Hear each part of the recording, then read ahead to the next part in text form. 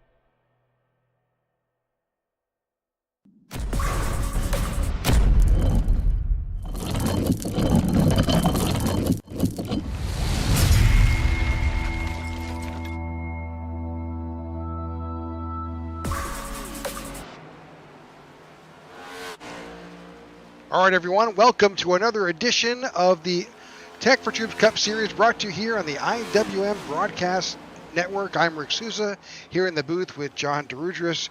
And John, we are at one of the more classic tracks ever on the racing circuit in North America. That is the Brickyard here in Indianapolis. Yeah, Indianapolis Motor Speedway is one of the pinnacle venues that any race fan of any discipline should go to one day. You know, whether it's the Indianapolis 500, whether it's NASCAR, whether that's any sports car events, doesn't matter what's there. You got to catch a race here. It's such an iconic facility. It's massive. It's one of the biggest facilities I've ever seen in person.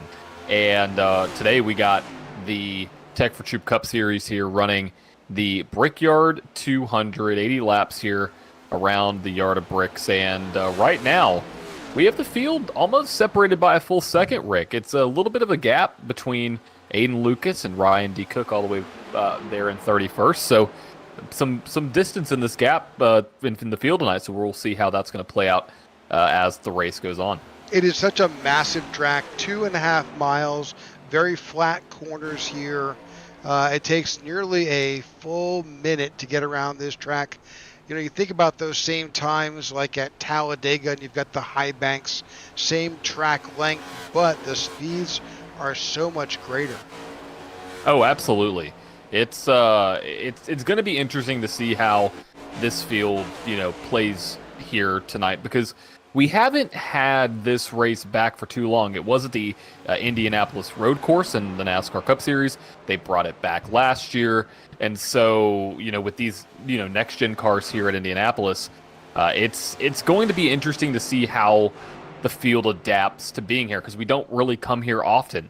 So will we see some cars out of control? Will we see a speed difference between the front of the field and the back of the field larger than what we typically do? I think we will. So excited to see what's going on. We got 3 minutes of practice left here at the Brickyard. Let's bring up some of the track facts here. 81 degrees in the air, 114 on the track, a little bit slick there, as you can see some guys getting a little loose out of turn 1. And on a typical oval, I mean, this is a rectangle, you would have turn 1 and turn 2 basically in the same corner, essentially. Here we have 4 distinct corners. They look the same. They race a little bit differently, though. Turn 3 is a little bit different. Same thing with turn 1 than turn 2 and 4. So with that, 75 laps, I believe that is correct, Rick, with 55 miles an hour down pit road, no quick repairs, 4 sets of tires, 1 on the car, 3 in the pits, 75% fuel, and 3 green, white checker restarts as a car. I believe that's Maxwell Caldwell sliding out of turn 4. That's something that we may see here a little bit on tonight, but it should be a fantastic event. All right, let's bring up our current standings because, well, a lot going on here. Yeah, absolutely. I mean, Marcus Adams, Kyle Smalley, Walker Thomas still running away with some stuff, but what we need to pay attention to is that point gap for 16th place, with just a few races left until we go into the playoffs. The cutoff line, I mean, we could have 5 different winners over the next 5 races. We don't know. And so could Ty Bostick or Chuck Van Scoyker, a driver who's been running very, very well lately, Justin Lewis, could he get up there in battle? Maybe Michael Anthony. All those guys, outside of maybe Ty Bostick and Chuck Van Scoyk, aren't safe. Christoph Hall, Michael Anthony, Sammy Harrell separated by 14 points right there. Those are the 3 guys that you really need to pay attention to, especially the battle between Michael Anthony and Sammy Harrell. We'll have to pay attention to that one tonight and see where they end up in the field. All right, and speaking of the field, let's talk about, John, your keys for tonight's event. Let's do it. So, number 1, it's going to be track position, and I'm going to parlay that with qualifying. To do well here at Indianapolis, we expect this race to be fairly green, so you have to be up at the front. Passing, it can be very, very difficult. Number 2 is tire management. You can cook the right side of these tires, especially if you're trying to downshift, get more grip off corner exit, if you're sliding the whole time, heating up the tires, so making sure that you are managing your tires. But I think the third key is going to be the most important. How can you maximize delta and speed on the track while also having to pit for fuel and pit for tires? I think the driver who masters really 1 and 3 tonight will be the driver that's going to walk away here with a victory. So we'll see who's going to be. I mean, right now, Aiden Lucas top of the board, Andrew Pileshi, Walker Thomas up there. We'll see where that goes as we are now 15 seconds away from qualifying. Well, and that's, you just rattled off some names that we've been calling out all season long so far. Those guys have been up there challenging for the win, and expect to see them in the winner's circle anytime.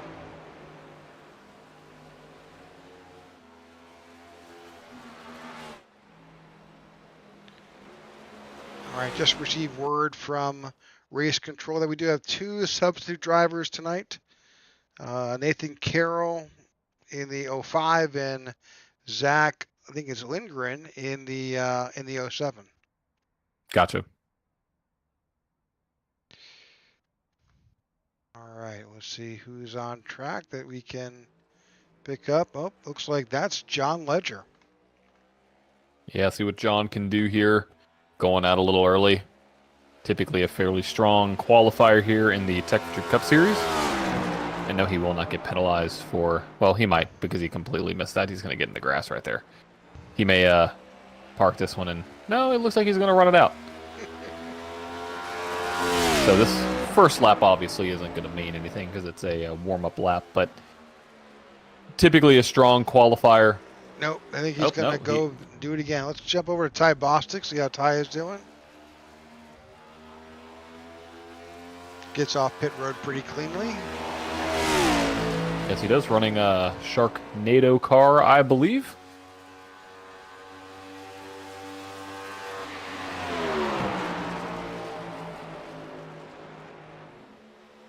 So do we know whether it's the first lap or the second lap here? I would think it's lap 2. Just because the first lap you're just trying to get the tires up to temp and they cool down so much. But we'll watch and see what the field looks like once we start to get some times populating on the board. See Ty go all the way down to the bottom line there. Go all the way back up to the wall. Get there as close as you can get. And this is a big corner right here. Getting an exit off corner, second corner here, turn 2, is massive because you carry so much speed down the back straightaway into turn 3 that if you mess up 2, your entry to 3 is going to be off as well because you're not going to be carrying as much speed. So you really have to master all 4 corners of this track. Right now, top of the board though, Cody Sturgill with a 53.7. Let's pay attention to Luke Bullard now with a 53.73. Zach Lindgren tops with a 3.10. I'll pay attention to Zach's time. Let's see what Ty can do across the line here.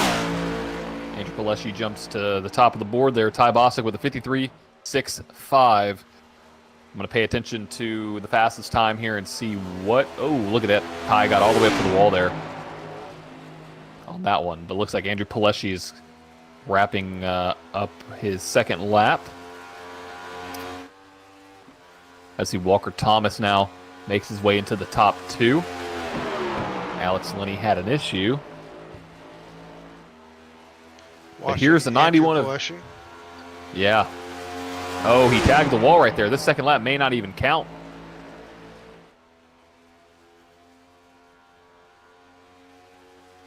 We'll see if he got any kind of action with the wall there. Lap number 2. Oh. He was it did not count, but he was slower by about 0.2 of a second. Now, Walker Thomas is a 53.168, sitting up there at the top of the board. He came in just after Andrew Pileshi, so we'll see what his last lap time was. As Jordan Weaver now jumps up to 3rd spot. Yeah, Walker Thomas was 0.2 slower that last time. So lap 1 might be the key here. Watching Kyle Smalley right now. Yeah, he just went P11.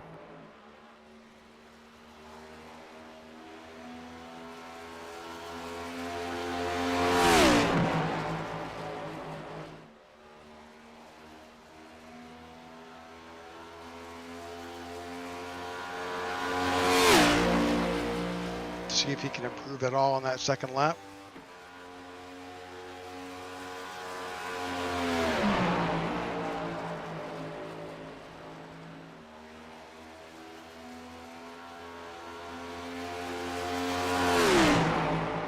Showing in 15th at the moment. Mm-hmm.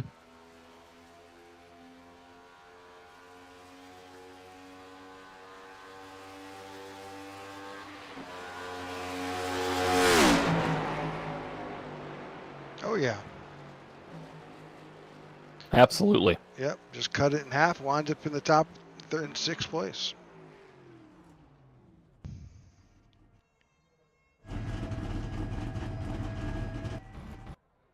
Just looking around, see who's out with just no time left.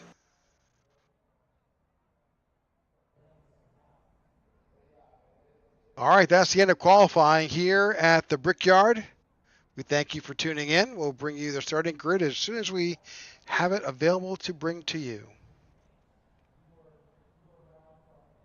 And look how massive that racetrack is, Rick. I mean, got the golf course, got the road course portion. I mean, it's it incredible. Is just got a museum in it. I mean, like, it's one of the best facilities out there. And here we go. Here's drivers lining up for tonight's 75 lap event here at the Brickyard 200. Brought to you by the Tech4Troops Cup Series, IWM Broadcast Network, and Goat Racing Diecast. Andrew Pileshi on pole with Walker Thomas starting in 2nd, Sammy Harrell starting in 3rd, Jordan Weaver starting in the 4th spot with Chuck Van Scoik rounding out your top 5, Kyle Smalley in 6th, Zach Lindgren in 7th, Maxwell Caldwell in 8th, Ty Bostic in 9th, and Matthew Wood in P10.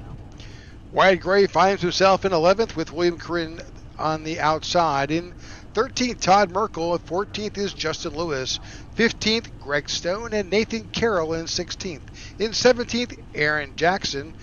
Jared Wishin in 18th. Garrett Johnson in 19th. And Nathan Yarnell in 20th.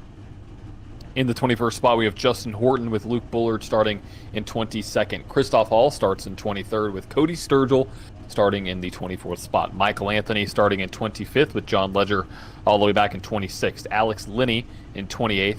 Ryan D. Cook 27th. Ryan D. Cook in 28th. Zach Allen there starting in 29th. And Phil Vanderwick starting in 30th. In 31st, you've got Marco Berube, David L. Brown to the outside in 32nd. Aiden Lucas in 33rd, Matthew Gratian in 34th, and David Watts in 35th. That, John, is our field for tonight's race. Alrighty. Waiting for these drivers to finish gridding up. We've got everybody. We're just waiting for iRacing to say go.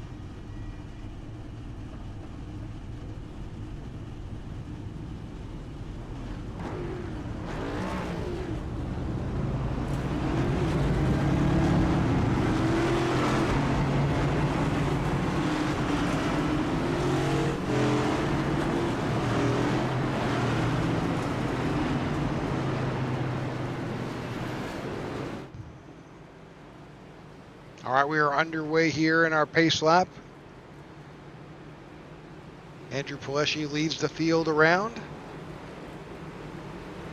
Getting 75 laps here at Indianapolis for the Tech4Troops Cup drivers. We are so close to the playoffs.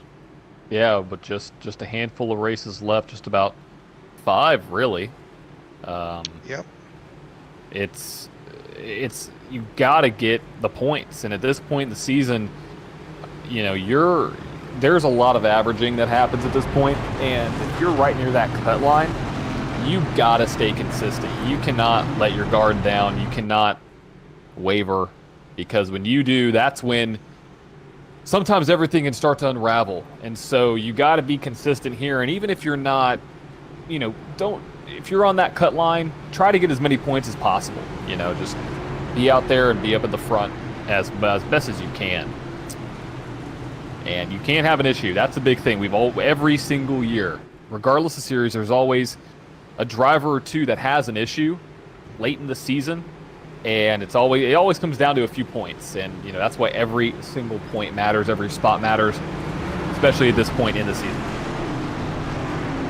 Just got word that apparently the iRacing gods and the league admins gave our drivers tonight 1 fast repair. So, oh, how sweet. Yeah, let's hope that they can put that to good use. Alrighty. Well, now that we know that, if you see a car wrecked, well, it may not be the end of the day for that driver. So here we go. We are at Indianapolis. Pace cars on pit road. Cars are on the front stretch. Green flag racing. 75 laps here. Who's going to conquer the yard of bricks as we go down into turn 1? Everybody 2 by 2. That tailor-made Ford out on the outside. That's Walker Thomas trying to get position on the 91 as we now make our way into turn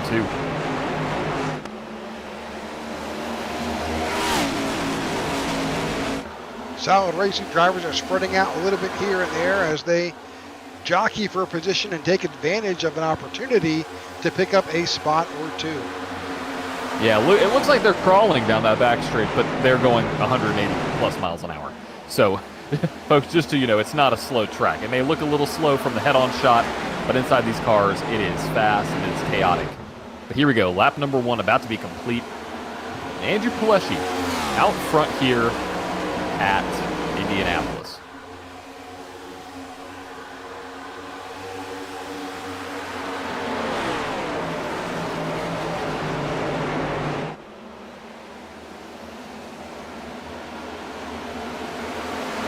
Looking through the top, really the top 7, 6 out of the 7 spots occupied by active winners here in the Tech4Troops Cup Series. Pileshi, Thomas, Weaver, Smalley, Caldwell, and Wood. So could it be Sammy Harrell's day? We don't know. We see a pass, though, being made a little bit in the back. I believe that is Zach Lindgren, Chuck Van Stoik side by side through turn number 3. We're going to have a little bit of a crossover maybe from Chuck. No, he just lets the 07 of Lindgren go by. And it is early, just a second lap farther back. Saw a bit of action here. That's where at these tracks you get a lot of action in the back as drivers are taking advantage of opportunity. Absolutely. See some drivers trying to make some lunges here into turn 1, or maybe thinking that they're going to lunge on the driver in front of them. There's the 15. Oh, maybe some contact with the wall right there. There's Luke Bullard in that mess. I believe that's Garrett Johnston and Nathan Yarnell.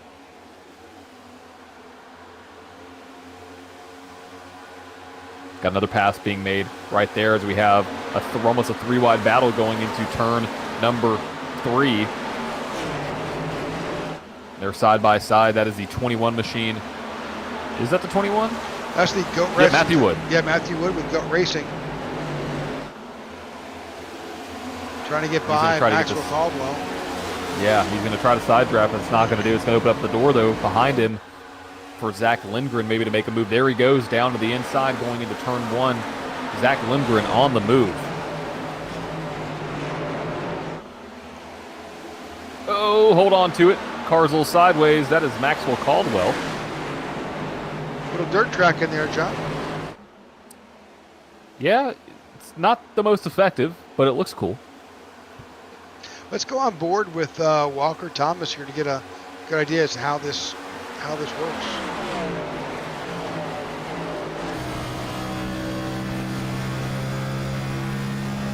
There he's in 4th gear. He's just purely rolling out of the throttle right there.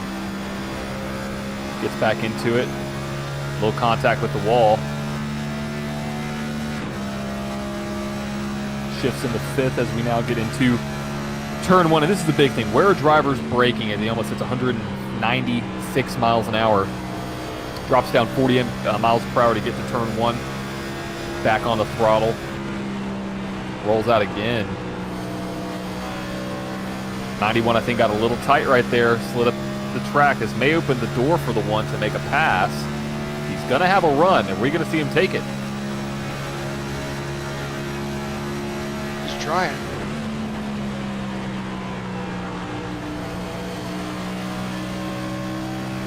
Cut that He's corner trying to get out of deep.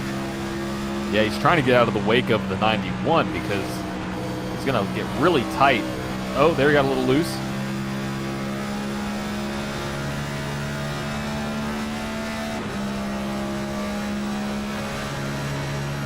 He hasn't really been able to get to the left rear of the 91. He looked, it looked like he had, it's kind of deceiving from behind the wheel. Sometimes it looks like you have position when you're the car behind, but really you're not next to that car. It happens a lot. So we'll see what that 1's able to do. Really quick, looking through the field, our biggest mover of the race, Rick, goodness gracious, David Brown up 12 spots all the way up to P20, getting a shove now from the 15 down the back straight here. Got a big push. He now may take 13 spots away from these drivers here. 83 is on the move, and we've seen him do this in almost every race. Rick, he starts in the back, finds his way back up. It's almost fun for him. I think he challenges himself. I think that's just his game plan. It's no fun to be up front. Yeah, at the beginning. Right. Yeah. Well, after David's already won a race here in the series.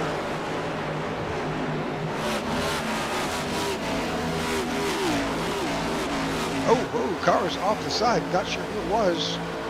Oh, I'm not sure. Nathan Yarnell. Not sure why that happened. Car slow, too.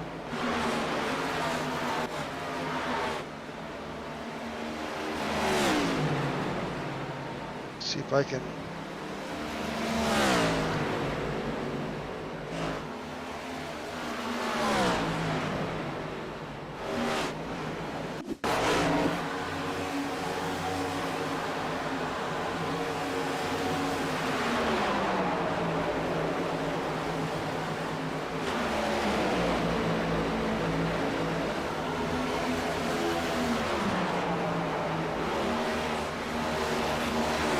Maybe a little loose right there coming out of the 4th corner. No. I think it may have been into turn 2. Or coming out of turn 2. We are still green, by the way. Yep. So Just let everybody know. Caution's out. Yep, caution is out. Looks like we have the 40. I can't see that on the tower. That's not the 46, Alex is it? Linney, 42. Yeah, so, all right. While we were looking at that, we'll bring you what just happened. We just jinxed it. It looks like his. Oh yeah, we got some major contact right there. Let's back that one up a little bit and see what we got. Well, that's never a good sign. That's the 64 of Cody Sturgill. Oh. So it looks like 64 has a run. 42's already sideways. You could see his car right there, a little sideways. He's trying to correct it. Gets a little bit more sideways. Sammy doesn't lift. Or tries to avoid him going high, and then just an overcorrection there. Nothing Sturgill, the 64 could do. Yeah, Cody Sturgill. Yeah, Cody Sturgill, excuse me. Yeah, nothing that the 64 could do there. 24 of Van Nortwick gets through, but just barely. Yeah, and then what happened here? Oh, that is Matthew Greichen. Yep. Or Greichen. And then, oh no! Oh, a tough hit there. That's the 46 of Ryan D. Cook. Tried to slip by.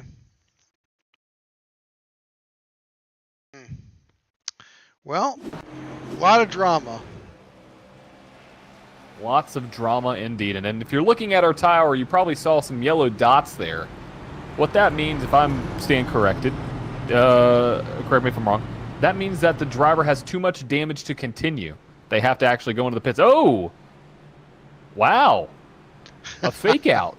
A number of fake outs, yeah.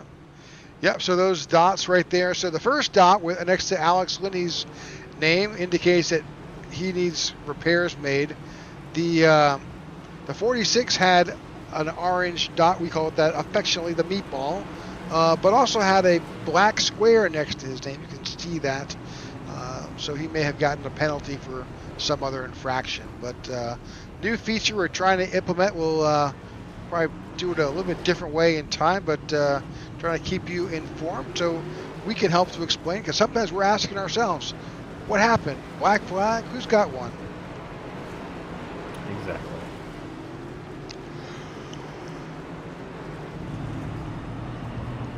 Well, we appreciate you all for tuning in to tonight's Tech4Troops Cup Series event here from Indianapolis. And if you haven't already, make sure to hit that subscribe and share with any friends who want to get more racing action. It's a great time.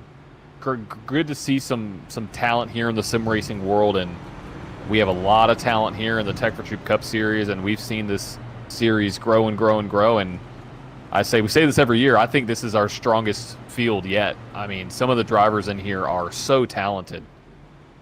Absolutely. So, speaking of that talent, as you may have heard us allude to, the top 13 drivers decided, oh, I'm not coming down pit road. And so 13 just peeled off, and the rest of the field went down, got service.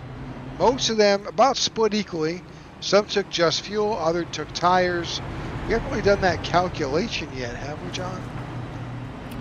No, we have not, and I don't have that calculation at the top of my head. Let's try to Probably work something out here. Yeah, work something out there. My brain is telling me probably somewhere around 20-ish laps. 23. Might be a little bit off on that, but that's where my mental calculation is. I'm thinking 27, but we'll see. Based on the mathing that I did. We like when the maths. That's right. For sure.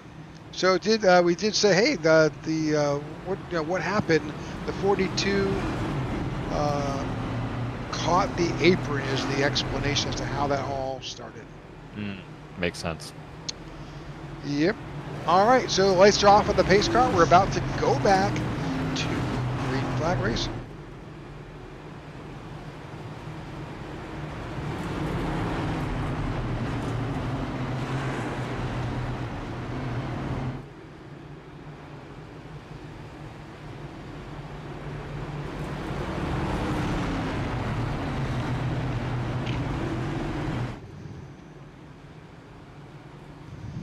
right. So, Rick, what are your thoughts on Indianapolis as a track from a driver's perspective? You a fan? You not a fan? What do you think about this place? I'm kind of indifferent. I mean, I love the history, and when the earlier generations of the NASCAR series were on this track, 2010, 2011, the car just had more horsepower, and you could do things. I think right now, with this car, I don't know. It's kind of like follow the leader. Yeah. So, as I said, kind of indifferent. Yeah, I agree. I'm right there with you. I think it is a little bit of follow the leader. The horsepower just, obviously isn't there. And we'll see what happens down the line. Maybe there could be some changes. Who knows? Yeah. It'd be great to add another couple hundred horsepower to these guys. I mean, it would really kind of bring the control back to the car or back to the drivers. You have to really have throttle control. But here we go. Pace car makes its way down. And we're green flag racing from Indianapolis back here again. Walker Thomas got a great restart there. Going to bring the 51 along with him as we now battle too wide for third into turn one. Keeping up with the 51 slid up. Yep, lots of battles going on. Oh, car spins and hits the inside wall. Caution is out. That was Todd Merkel, I think. He has got some major damage. He probably will need to take advantage of the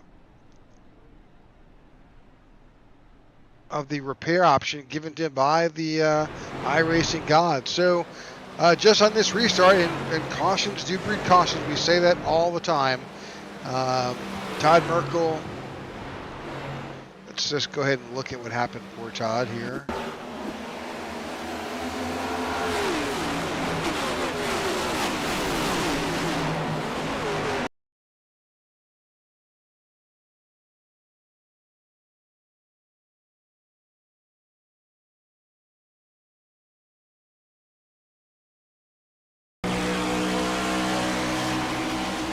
Just got loose.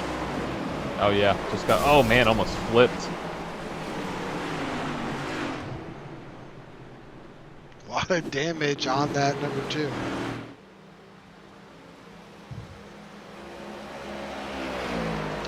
Well, we're back under caution here at Indianapolis for the second time after an incident with the number 2 machine of Todd Merkel and 1320 Racing Enterprises. So with that, we're going to take our quick commercial break. We'll be right back. Thanks for tuning in to the IWM Broadcast Network. Hello, my name is Jack Raymondson. I manage business development here at Tech4Troops, and I'm my second year with this amazing veteran nonprofit owned and operated by veterans for veterans. I served in the U.S. Marine Corps as an amphibious assault crewman from 1992 to 1996. I also served in the U.S. Coast Guard from 2002 to 2007, joining after 9/11 as an operations specialist, then serving as an instructor at Coast Guard Training Center, Yorktown. I also spent many years as a first responder volunteering as an EMT and fireman. I'm here at Tech4Troops because I believe in our mission to empower veterans and their families with the gift of computers and technology training, as well as our outreach to help curb veteran suicide while providing a safe and meaningful community where veterans are treated with respect and dignity. We are aiming for zero veteran suicide through gaming and other program opportunities. We help veterans regain a new sense of purpose and help them see they have a brighter future ahead of them. It truly is an honor and my pleasure to serve my fellow veterans and help give them a leg up. 2024 is Tech4Troops' 10th anniversary year, and I ask that you help us support our veterans and their families with a computer donation and or greatly needed financial contribution so we can help every last veteran in need. Together, you and Tech4Troops can be change makers. Thank you. All right, welcome back to the IWM Broadcast Network. We're just currently working through pit stops that during our second caution. Field is getting formed back up here.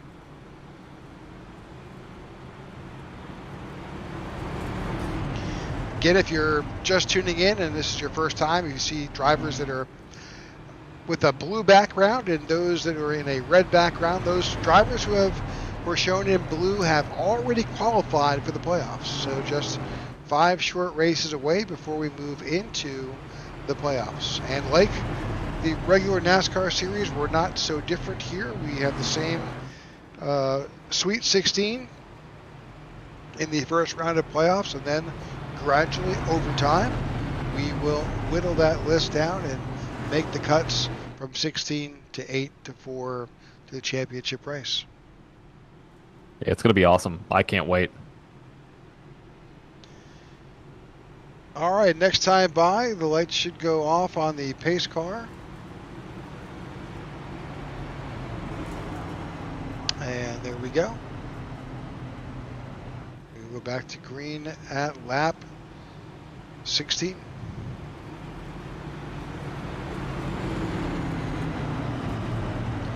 So for the most part, going through the telemetry we have, the top 9 drivers have yet to pit.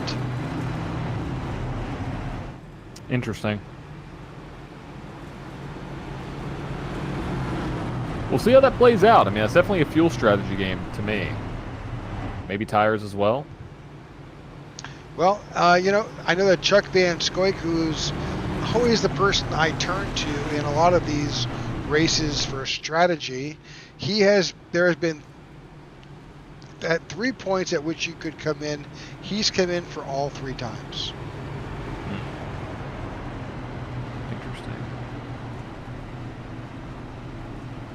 Always curious to see how this strategy will play out towards the end of the events. Yes, yep.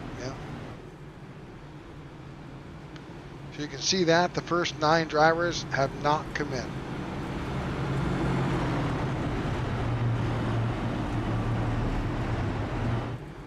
Couple names we want to mention. Biggest mover of the race now actually goes to Michael Anthony, up 17 spots. David Brown up 16 spots. Aiden Lucas up 13. Aiden Lucas actually was at the top of the boards in practice. Yeah. So watch out for him to be battling up there. Cautions are his best friend right now because he can make up a lot of spots on the restart, you know? So. Yep, absolutely. Just one driver a lap down. That is Todd Merkel after that horrific crash. And Ryan D. Cook in the 46 was not able to continue. Maybe he didn't know he had a faster player. Maybe he didn't. All right. Green flag back in the air here. Just a little over a fifth of the way done. I don't think Walker Thomas, of course, the 51 is a teammate, so it looked like they had team orders to go at the same time because he was right there on his bumper. Did a great job on the launch, and we're seeing that right now as he is now at the top spot. You know, clean air and track position means literally everything here. You know, if you're stuck behind a car, you basically have to be in attack mode or defense mode, or you're just kind of riding around. And also, you don't want to lose the draft, because losing the draft here is almost as bad as losing it on a super speedway. Absolutely correct. I mean, if you lose the toe of the draft here, you could wind up easily looking at these times, a full 2 seconds down per lap. Yeah, I mean, it's definitely one that you have to stay within. Obviously, it's a lot of driver's track. Oh, we may have a pass here. 91 getting into the wall. Here comes Zach Lindgren to his back bumper. May see a blue and black car peel out as we get to turn 3. Is he going to take the chance? No, he's not. As we see Walker Thomas still doing a fine job up there, and he's getting clean air to the nose. Car's driving exactly how he wants it to be. No real pressure from behind. Yeah, and that's where you want to be. Well, it's pretty much follow the leader at this point, going back to 10th. That's that Michael Anthony back here in 10th. Kind of all single for you. Don't really get cars changing spots until you get to David Brown, who's now up 17 spots, finding himself in 15th position. And behind, lots of drama with these drivers here back in the 20th spots, they're battling like it's the last lap. Yeah, we may have some 3 wide. Yep, 21. Matthew Wood goes to the inside. We are 3 wide on the backstretch here. Don't know how that's going to work itself out before we get into turn number 3. But they are 3 wide. Oh, car around 18 sideways. Saved it, save it, save it. Wow. Oh, he did not say. Yes, he did. Justin We're fine. Horton. Car on the wall. Yep, car still good in the wall. Yep, caution has not come out. He may want to take this opportunity to go down pit road. Yeah, that right front might be a little bit dinged up. Oh, yeah, you can see the car push so bad on exit right there. And he had that opportunity right there to turn onto pit road. He chose. Well, he's running his race. I mean, at this point, I may hope for another caution to fly. I don't want to go a lap down, you know. I might hope for another caution to get you back up there. But tough break for the 18. Just 3 wide into a corner, and at Indy it doesn't work. Trying to see if we can see Justin Horton. Can't. Let's see if we can expand that a little bit here.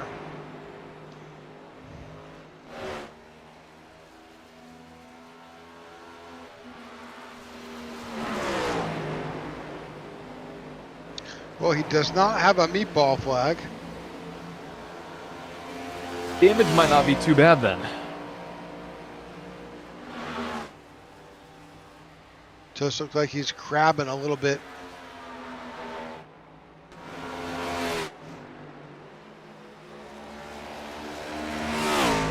Not too bad.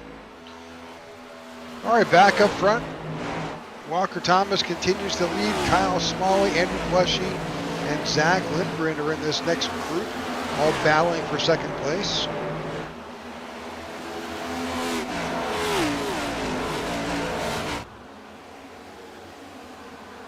We continue to watch the rise through the ranks of the 83.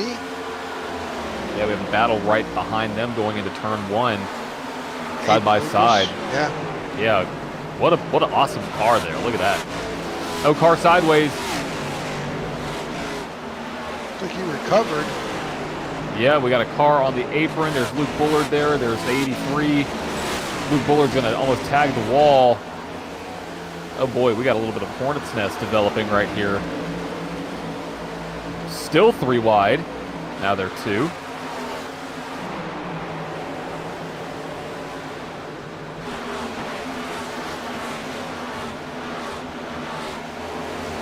Aiden Lucas and David Brown trying to run their way up through the track and through the field.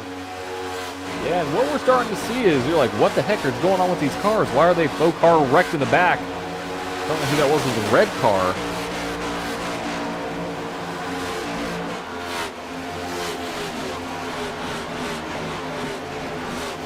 A little loose.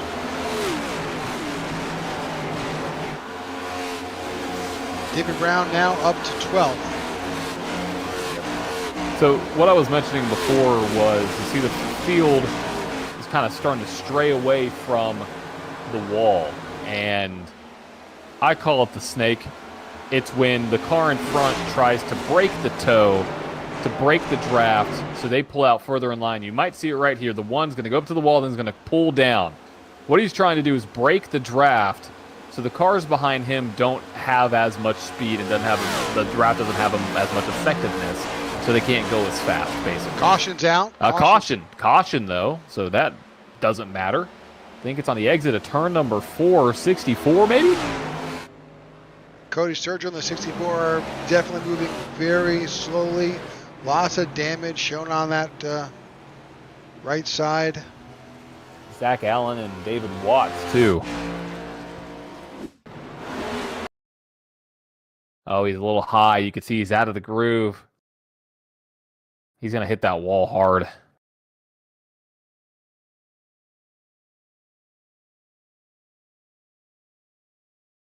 With that has definitely upset the car. Oh, he hits Doe. He's going to slide into somebody right here. Oh. 99 maybe? gets by. Oh, David Oh. Watts.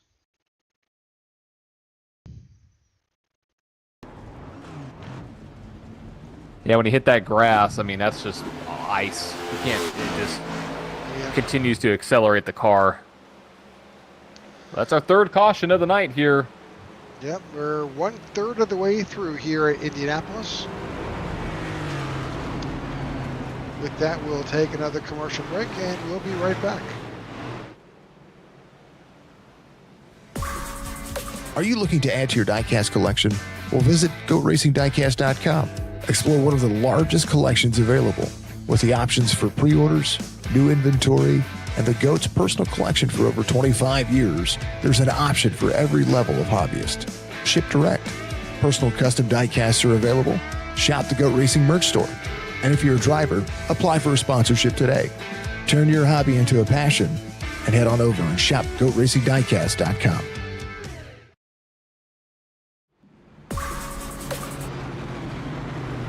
All right, welcome back to the IWM broadcast of the Tech4Troops Cup Series here tonight at the Indianapolis Motor Speedway for the Brickyard 200. I'm Rick Souza here in the booth with John DeRudris, my Wednesday night regular. So we've got now pretty much the entire field, mostly, are headed on down to pit road for his service. See all those drivers who have not pitted as of yet making their first time on pit road. Well, that's going to tell you a little bit about the strategy.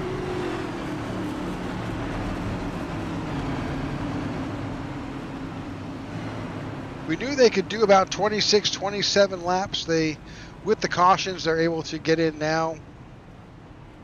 Probably good time.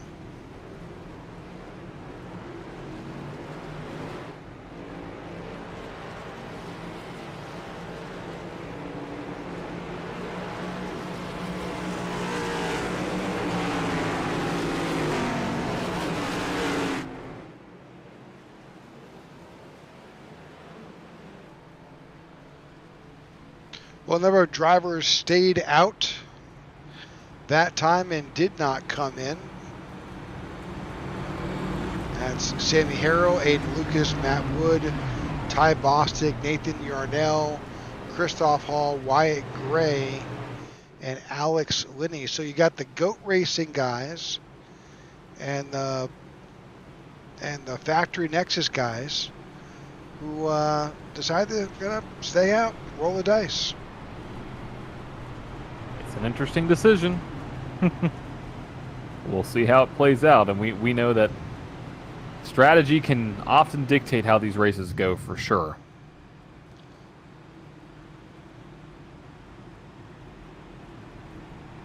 All right, so the 43 car of Sammy Harrell will be the control car on this restart. He will have Aiden Lucas in the 34 to the outside.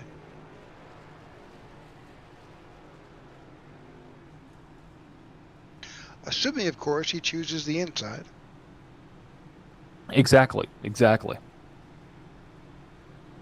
And so just to give a quick summary, top 4 pit on lap 13, Nathan Yarnell pit on lap 10, Christoph Hall, Wyatt Gray, Alex Linney, the only drivers on lap 14 as well, and then the rest of the field on pit on lap 24. Now we did have Zach Lindgren top off right now. He's on pit road. So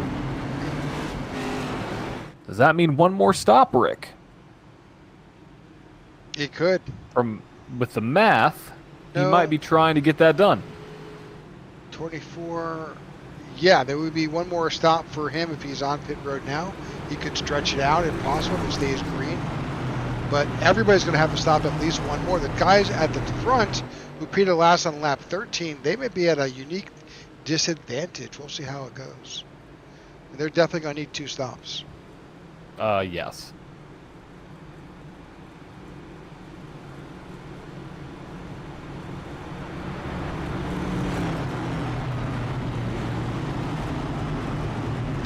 All right, so Sammy Harrell finds himself surrounded by his teammates with the one interloper. That's Ty Bostic up there. But you've got Aiden Lucas and Matthew Wood.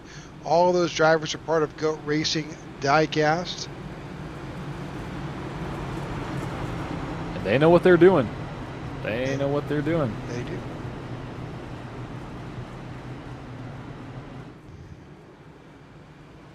All right, lap 26 will be 27 at the green flag when Mr. Barney throws that green flag.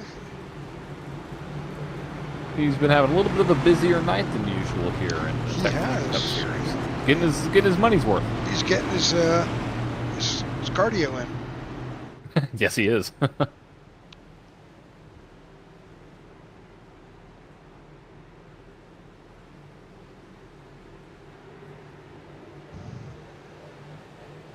All right, here we go from almost the flag stand here, looking at the yard of bricks, and we are green flag racing here at Indianapolis. Once again, great restart there for Sammy Harrell.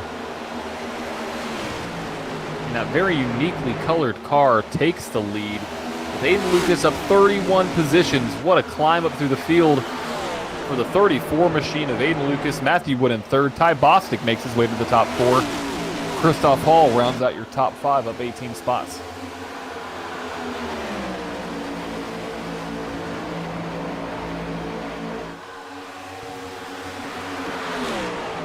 Yeah, I'm not quite sure what that paint scheme is on the 43, but I like it.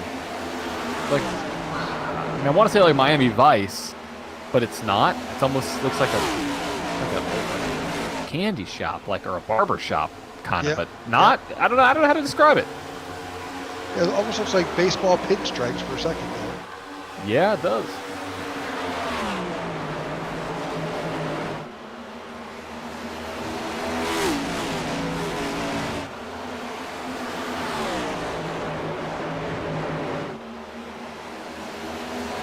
Here we go. We might have a battle now out of turn number 2. Aiden Lucas is right there.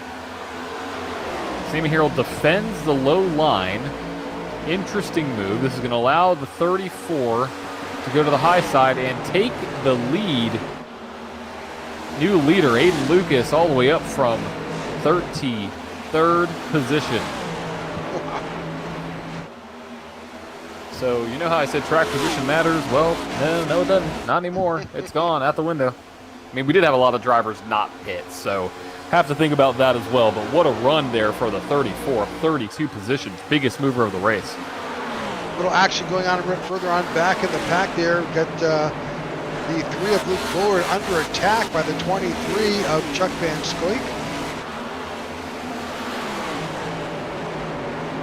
And he's got some pressure behind him with the 91 of Andrew Palesci and the 42 of Alex Linney, all right there. These were guys that were up at the front earlier. So Michael Anthony, I think he has just spun. Yeah, that's going to bring out a caution. Let's take a look back at that one.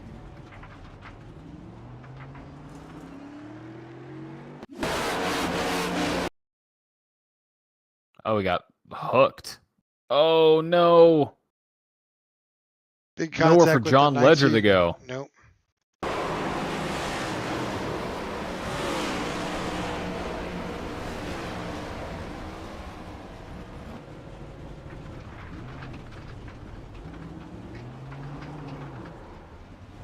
Just looped it again. All right, that brings out our 4th caution. Yep, caution number 4. We're on the wrong side of the trend, Rick. We are. We certainly are.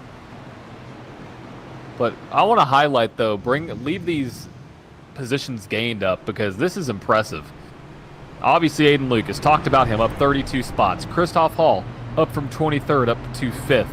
Luke Bullard, up from 22nd to 7th, up 15 spots. Alex Linney from 27th to 11th, up 16. David Brown, up 17 from 32nd. And then Phil Van Ortwick, up 11. And Matthew Greiken, I totally mispronounced that. Sorry there, Matthew. Up 12 spots. So pretty impressive runs from those guys. Absolutely.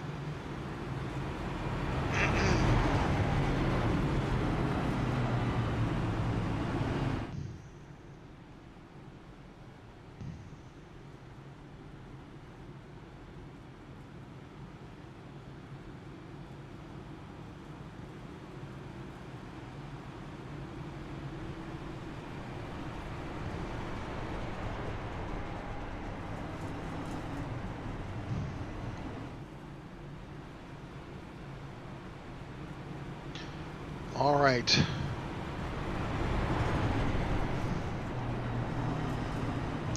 Getting to that halfway point here soon, John. Almost there. Almost there. That's correct.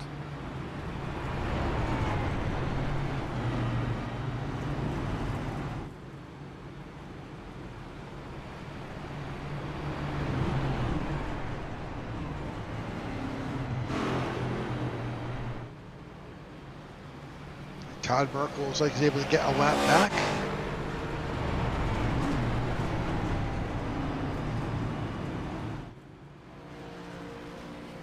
See if we can bring up the full field and give us an idea as to where people are sitting.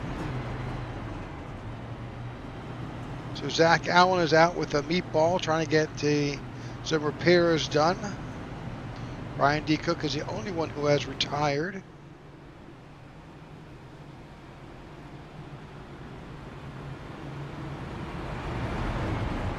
Let's change the graphic here.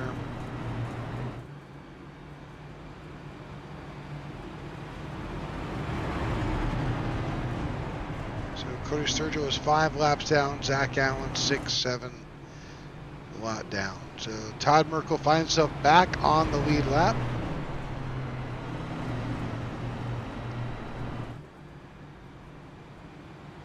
And Garrett Johnson is the final car on the lead lap.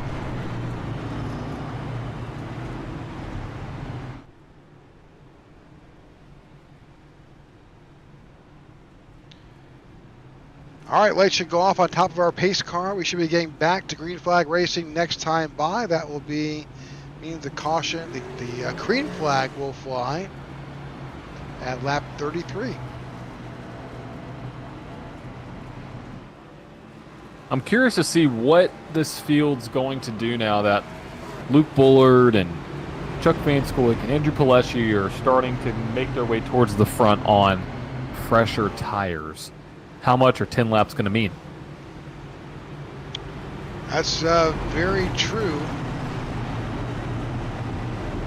And 10 laps is 25 miles. Yeah. How much does that matter? That's the big question. We don't know. Stay We'll find tuned. out, though. Yeah. Yeah, stay. Because Yeah, don't peel away. Luke Bullard is the first driver on fresh tires, right there with Chuck Van Scoyk and Andrew Pileshi, Walker Thomas. Those guys are all battling up at the front earlier, so it could be very interesting.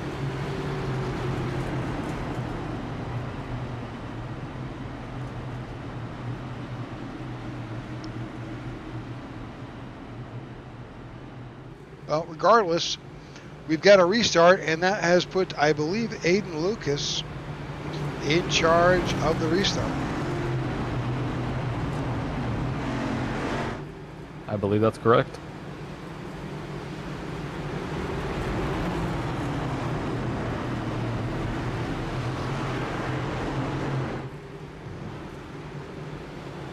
All right, here we go.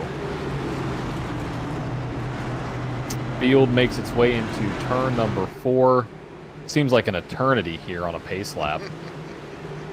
But what is not an eternity is how close we are to the end of this caution lap here. Pace car dips down.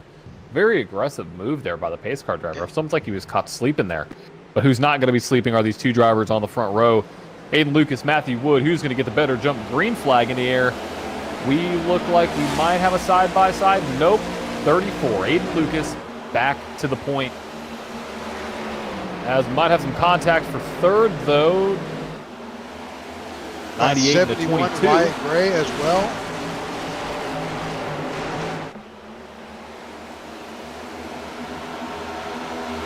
This is when you can start to see some drivers get pretty aggressive. See the 22 of Ty Bostic on the back doorstep of the 71 of Wyatt Gray down the back. Here comes Chuck to the inside. Chuck Van Skyke, another driver who pitted on lap 24. He's up there with fresh tires. Right behind them. Oh, 71 super loose. Oh, he's sideways. Oh, gets no, tapped. Ty Bostic hit him. And we got a big wreck. We're wrecking wreck. big time. Oh, we got a massive pile up here on the front. Oh, was that Ty Bostic or was that the other Sharknado car? I believe it might have been the 51 of Kyle Smalley. Goodness gracious. Kyle Smalley's against the inside retaining wall. It's hard to, just so many drivers involved. We'll go back and pick it up from the Wyatt Gray incident, which was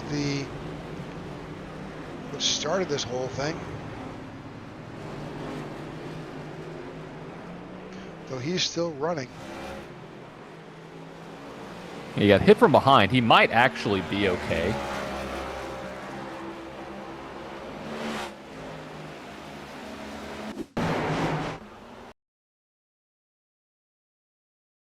Oh yeah, he overcorrects right there, gets a little loose. And he's heading right for that wall. Overcorrects again. And he is he's in fifth. And he's like, oh my gosh, I'm heading right for that inside wall. There's a 51. That's his involvement. And then David Brown gets tagged from behind, but I think he makes it through. This is when carnage starts to happen right here. 15 sideways. That's a 24 of Phil Van Ortwick up there. Looked a lot worse. It did from Live. our low angle, but cars make it by. And here we got some of the field on pit road. Not the whole field, just some of the field.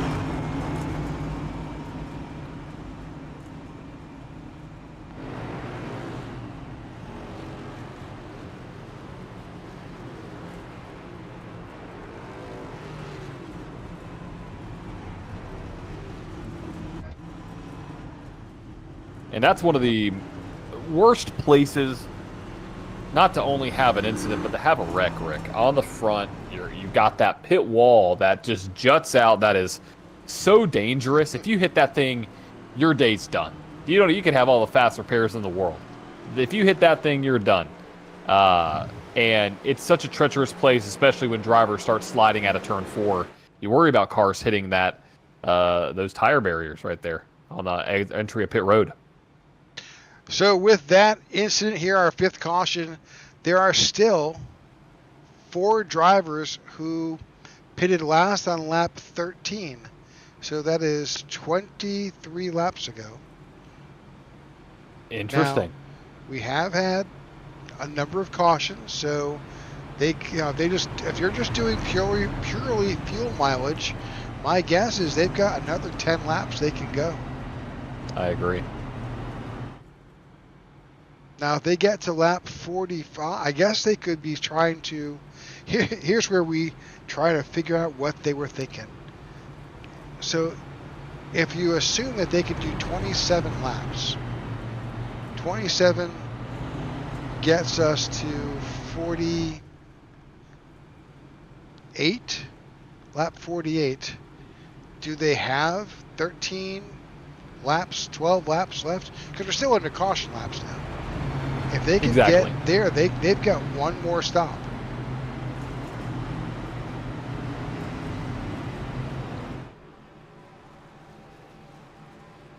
I'm going to be curious to see because, I mean, with the cautions here, you can risk it. I mean, you're taking a big gamble if you pit and try to extend the fuel run. With just 39 laps to go, it's going to be tough. It's going to be tough. Their problem is, John, they're trying to keep it to just one stop because Everybody else only needs one more stop. Yep.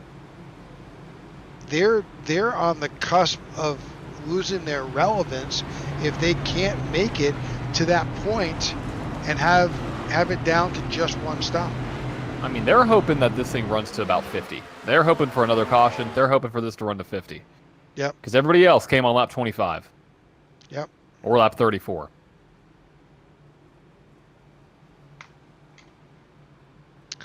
It's always something. We sit up here and pontificate and try to interpret and guess what these guys are doing, and I think I get it right maybe 1 out of 10 because they've all figured something out. If you get it right 1 out of 10, I get it right 0 out of 10. Goodness gracious. Oh no, I'm playing. It's tough, especially because we don't know the exact fuel mileage in the car, and oftentimes fuel mileage changes. Well, not often. It changes every single run for every single driver because every driver runs the track a different way, has different throttle inputs, has different braking inputs, has different gearing inputs, which all plays into this lovely thing that we call fuel mileage. And so oftentimes you do see that the longer these guys run, sometimes the longer the fuel runs can extend to. So could we see it extend to maybe 29 laps, maybe 30 laps? Well, could that be what some of these drivers are looking for? We did get a little bit of intel. Apparently during the caution, Sammy Harrell, who is currently sitting in 3rd or 4th out there right now, is he texted the broadcast and said, "We can make it in one stop." Wow, there it is. That's the game. As we see, he's battling now in that 3rd spot, like you said. So well, it's Goat Racing 1, 2, 3, 4. Yeah, we have the intel. Oh, Luke. Oh, yeah, it's going to bring out a caution. Hold on. Watch out, Justin. Oh, my goodness. Oh, no, somebody tagged him. It was a 71 Wyatt Gray. And 18, how did the 18 get around? I don't know. 18 involved, 42, Greg Stone, Jared Wishin, Marco, a lot of guys involved. Let's see if we can get a focus on Luke Bullard here.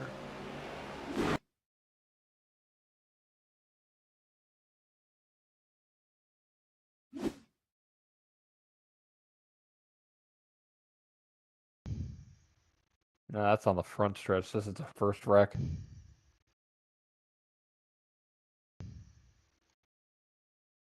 We need to go to the exit of 2.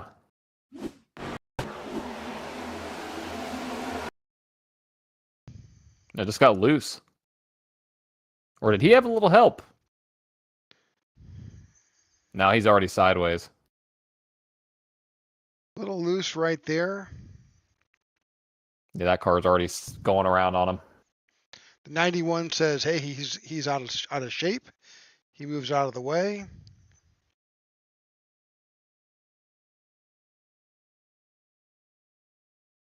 Oh, tough hit there. Just destroys the rear end of the car.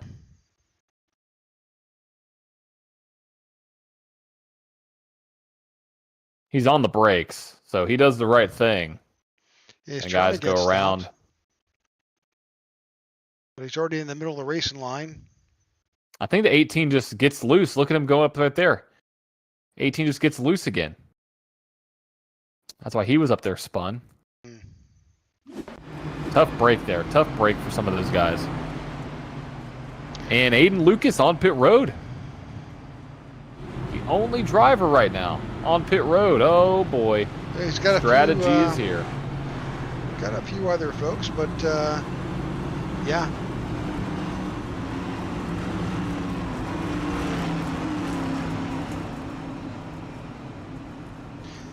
There were drivers involved in that incident. Garrett Johnson, Ledger is back in, Alex Linney, Luke Bullard, Justin Horton on pit road, Philip Van Nortwick, Marco Berube, Matthew Gretchen is on pit road. So a number of drivers on pit road as we sort this one out. Our 6th caution of the night.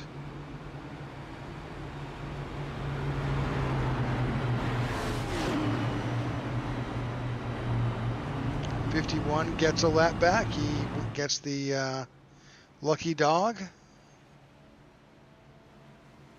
think that puts Kyle back on the lead lap.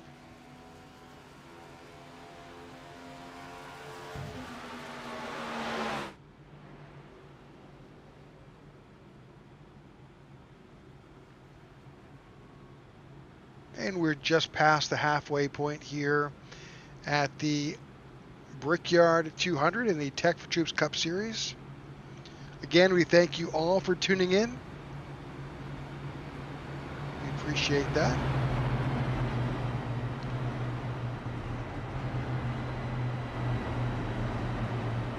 Coming up to just 35 laps to go.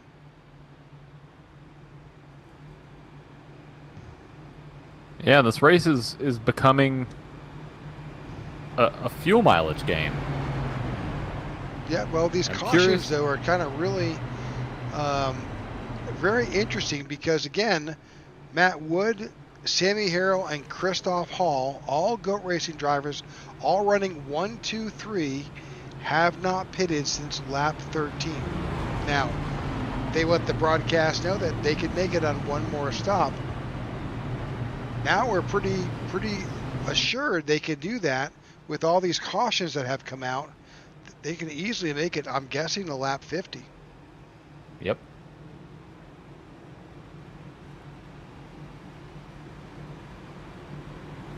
All right, field is about to form back up. We can get this back green when that green flag flies on lap 41.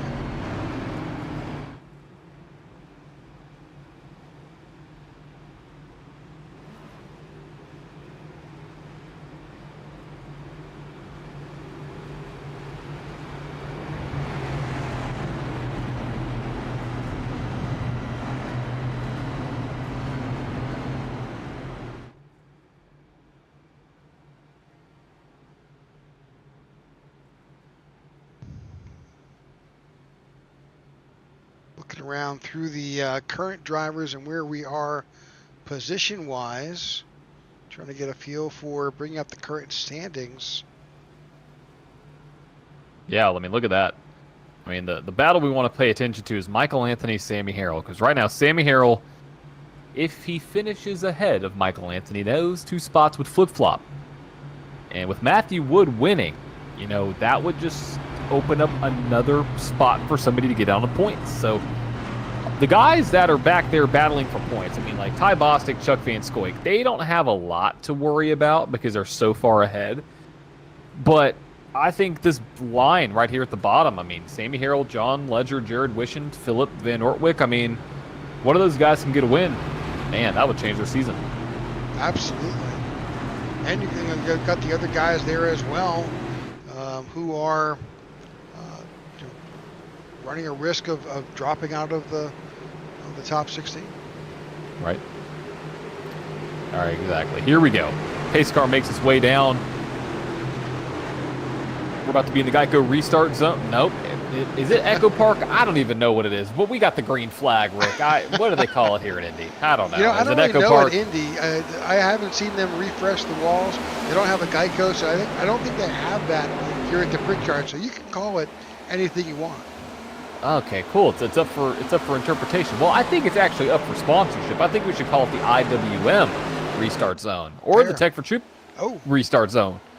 So that was Andrew Palesci slamming into the wall, and just like that, don't look too far back. That's David Brown up to sixth. Oh, contact between the 7 and the 23 as we got into turn 3. They're side by side. We got some action also right there behind them. Man, we have racing all over this place right now. Side by side, they're like, you know what, gloves are off. Let's battle.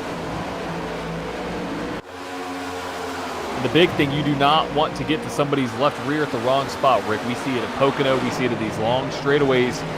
If you get too close to that driver on the right rear, or left rear rather, you're going to spin that guy around. Yep. Here comes Chuck back to the end. Exactly. And what do we mean if you're not familiar with racing? What do we mean by aero? We're talking about aerodynamics, the air of the car how it affects the car in front of you, behind you, and to the side of you. In these cars, aero is so important. I mean, it is. I mean, it's more important than. Yeah, it is. It really is. And so you'll see drivers peel out a little bit to the left. You'll see drivers are in the corners. You'll start to see the drivers up in the front weave like we had before, the snake that I call it. And so aero battles are here for sure. That's Garrett Johnson. He just took a little jaunt off track there. But Matthew Wood, last time by, his fastest lap, the fastest lap of the race, a 52.52. Wow. Impressive. Yeah. What's also impressive, in fact, that Walker Thomas, currently in second, also did a 52.52. Wow. Monkey see, monkey do.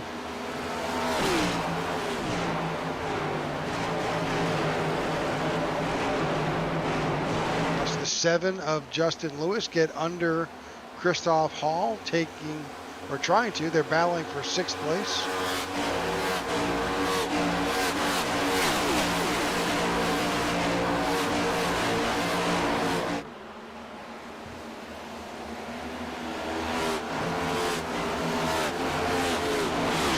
Contact there with David Brown and the retaining wall.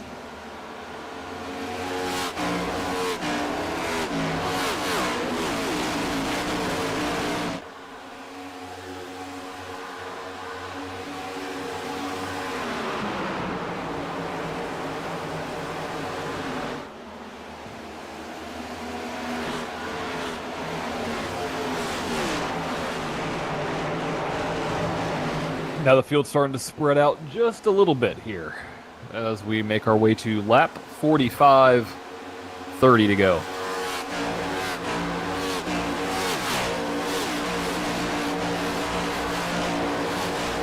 Great racing so far here as we try to figure out what the strategy is. Obviously, Matthew Wood pitted last lap 13. Walker Thomas, who's now in second, he pitted on lap 24. This is balls out up there, challenging goat racing.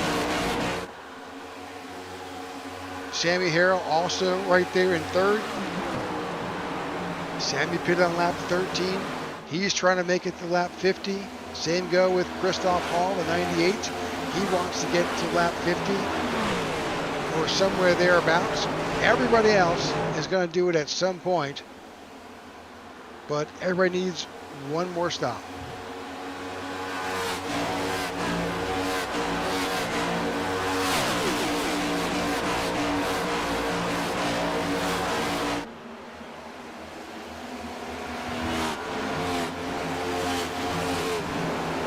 Single file racing here, looking further on back in the field. Also, a little bit of it's Aaron Jackson in 12. He's fighting for position with Nathan Carroll in the 05. Yeah, Ty Bosser just got around him. Jared Wishel is trying to get up. That's the 17 car right there. Right now, Matthew Wood's gone 33 laps on this set. How far can he go? That's the question. I mean, obviously, the caution laps, a lot of them. That helps him out, but he's still running. I mean, competitive times. Rick, he just ran a 52.2, or excuse me, a 52.7. His fastest lap was a 52.5, which is the fastest lap of the race. I mean, like, clean air is absolutely key. You're just looking further on back behind him, cars that Andrew Gillespie ran approximately the exact same time with 10-lap older timers.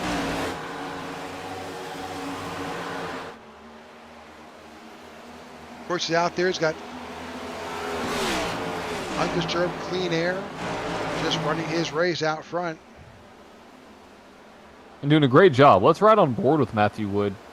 See what he looks like from out there in the lead here.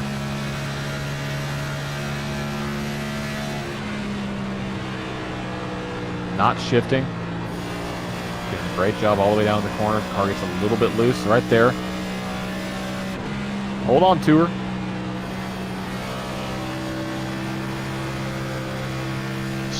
Look at how loose that car is on exit.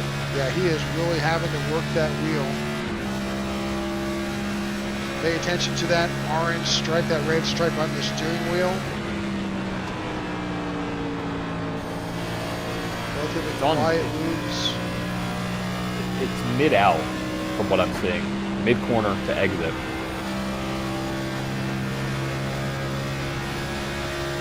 Now, where other drivers were downshifting as they entered into 1 and into 3, he has refined that, and he's staying in 5th gear all the way through to the entry of 2. Right here when the RPMs drop, he'll downshift here.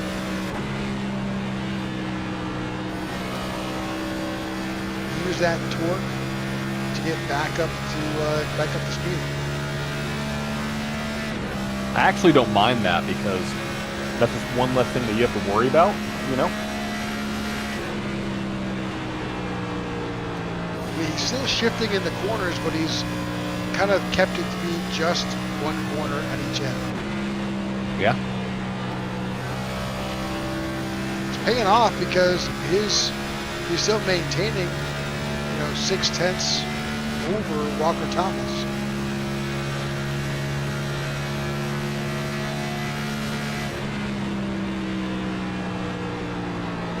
So with 26 laps to go, we expect to see green flag pit stops all around.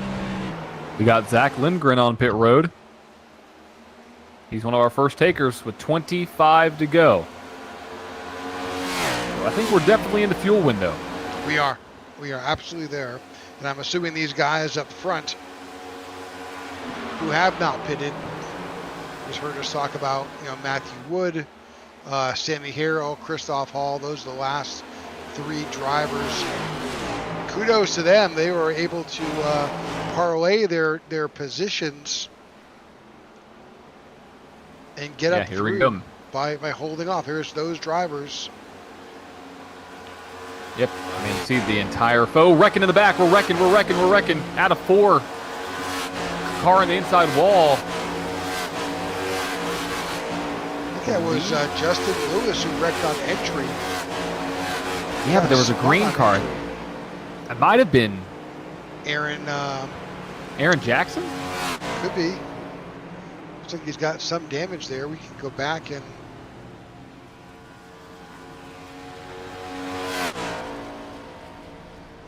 see if he'll get his quick repair. Oh, yeah.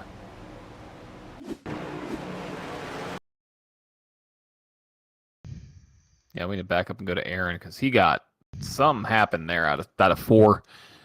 Major out of 4. Also, as we speak, leaders are on pit road. 1st to 6th.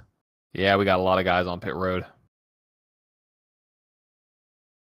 you got some help, I think, by Stone. Just a little bit. Oh.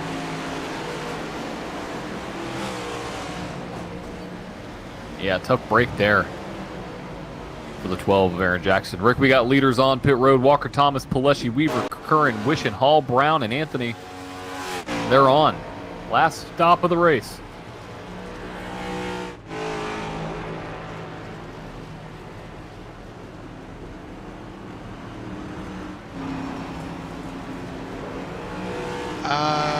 It looks like David Brown only took 2 tires. Oh, no. That's an interesting call. Don't know about that one. Zach Lindgren, when he on lap 49, took fuel only. There is a very interesting strategies playing out here. We'll see how it all works out.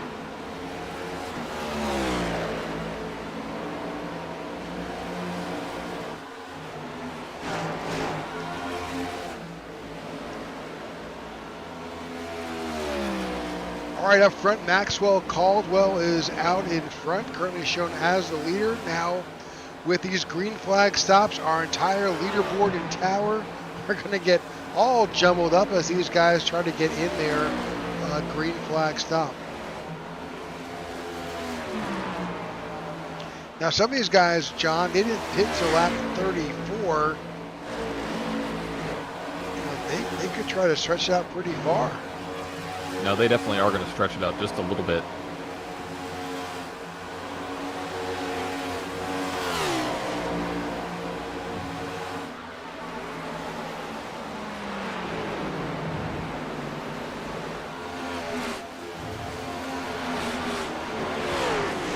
So we're on lap 53 at this point. So these guys, they've only got 20 laps on these cars. Yeah, their goal is to run faster than the other guys were running, you know, at that time. But I don't know if it's just me, but like Maxwell Caldwell, his best time was a 52.9. Walker Thomas, who just pit, ran a 52.1. Matthew Wood just ran a 52.9. I mean, there's a big discrepancy between how the speeds are. I don't know if these guys that pit on 24 are on the right side of the strategy. Yeah, Walker Thomas just ran a 52.11. Wow. Oh, we got a car off track. Cody Sturgill went for a little jaunt. But he's back on track. Pointed in the right direction.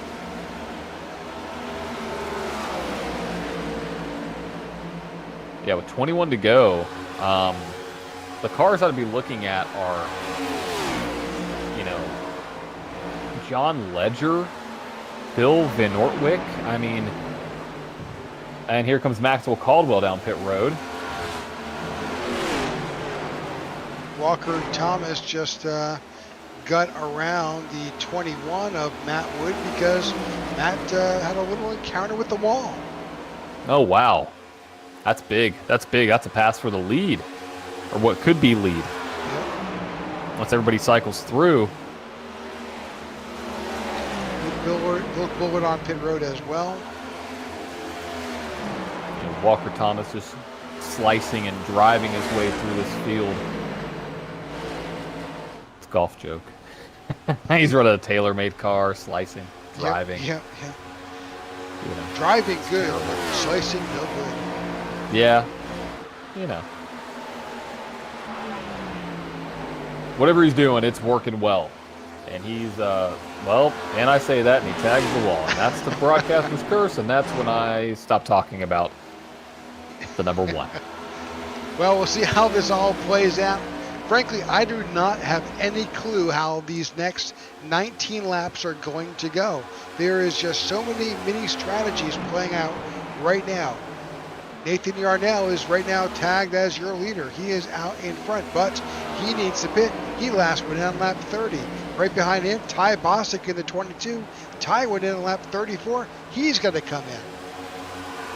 Same thing with Nathan Carroll there in third. He pit on 34, and Wyatt Gray in fourth pit on 34. Justin Horton, John Ledger, 38 and 39. So those are the guys that I'm very curious to see how this is going to work out, because we haven't had a caution since that point. So are they going to be on the right side of fuel strategy? I mean, they could be taking a big gamble and saying, hey, if we get a couple more cautions, we might be good to go to the end. So they're hoping and praying for a caution, but here comes Phil Van Nortwick down pit road. And right now, it's very skewed because of how this strategy works out. The top 15 drivers have all gained positions. The bottom 16 drivers have all lost positions. We should pull that up on the tower there, Rick, to show this, because I don't think we've ever really, I haven't seen this before, but it literally shows you how the field can flip on its head. That's exactly what it's done. Everybody that's in the red has pit. Everybody that is not in the red has not pit. And so that's where it's going to be interesting. Now, Phil Van Ortwick coming out of pit road right now, he may drop down below 25th. Yep. But yeah, look at that. Half green, half red. It's a Christmas tree. It is. We need to do some better distribution with the lights, though. You know, mix it up a little bit. Throw some white in there. All right. Oh, hold on to her there. 17 laps to go. Nathan Yarnell last pit on lap 30. Yeah, I think these guys, I mean, everybody 13th on up. David Brown's actually in the best spot right now on taking those 2 tires. But what will that do on the back end of the run? That's what I worry about. Can he make it sustain? He's up 18 spots, but he's only 0.6 ahead of Walker Thomas, who's on 4 fresh goodies. David Brown's last time lap was a 52.68.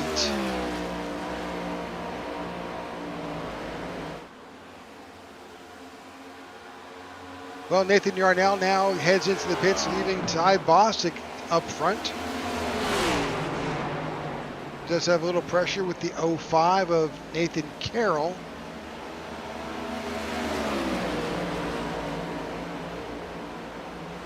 And Nathan Yarnell is... Go ahead. I was saying Nathan Yarnell is out of the pits. He is ahead of David Brown, but not for long.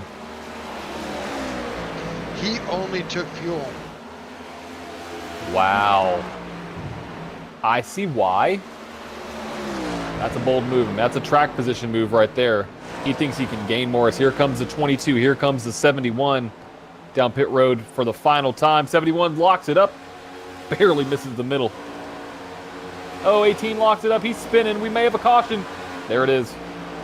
That just completely changes everything. That changes the entire race. Well, does it though? Because if I was David Brown, if I'm these guys who already pit, I wouldn't come down pit road to lose that track position. No, you're going to go right to the front. Yeah. Everybody ahead of you, literally everybody, with the exception of Ty Bostic and Wyatt Gray, who are on pit road now, came down when the caution flew. Everybody else is needs to come down. Yeah. We saw what happened there live. 18 locked her up coming on the pit road, and that's not a unlikely situation. Indianapolis it looks straightforward because it literally is, but the closing speed and the depth perception can get you trying to come down pit road. And he's on pit road. I wonder if he has a black flag.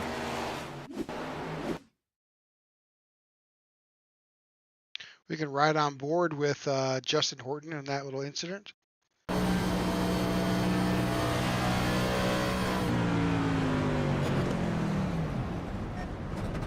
Looks like he went in super hot. Oh.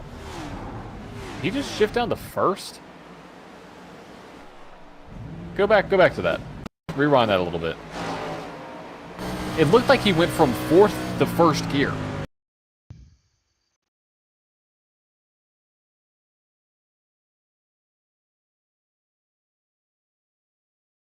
Fourth at the stripe, neutral. Oh, yeah. Yeah, he was going through all the gears, trying to get slowed down. But the car looks like it's shut off. I mean, look at the gauges. You see that? Yeah, odd.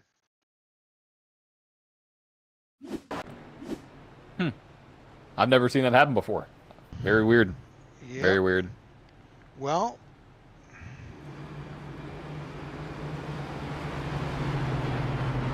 14 to go. here's where we'll see the difference right here. Who comes down pit road?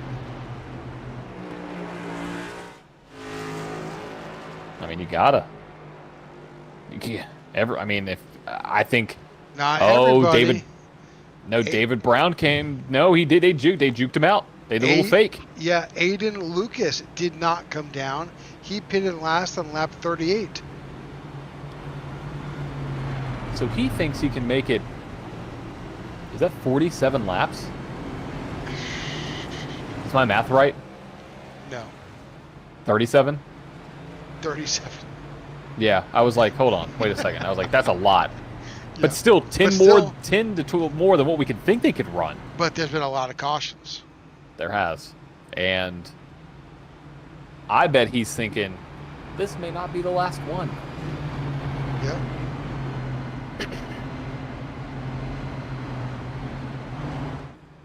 So where does that kind of put everybody in the running order?